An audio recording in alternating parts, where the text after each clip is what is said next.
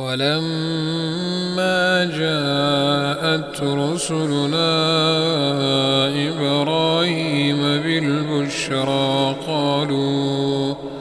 قالوا إنا مهلكو أهل هذه القرية إن أهلها كانوا ظالمين.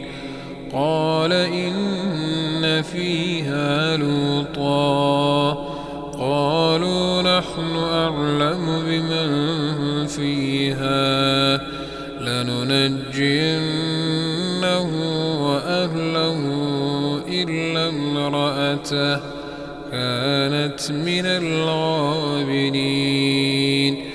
ولما أن جاءت رسلنا لوطا سيء بهم وضاق بهم ذرعا وقالوا لا تخف ولا تحزن إنا منجوك وأهلك إلا امرأتك كانت من الغابرين. إنا منزلون على أهل هذه القرية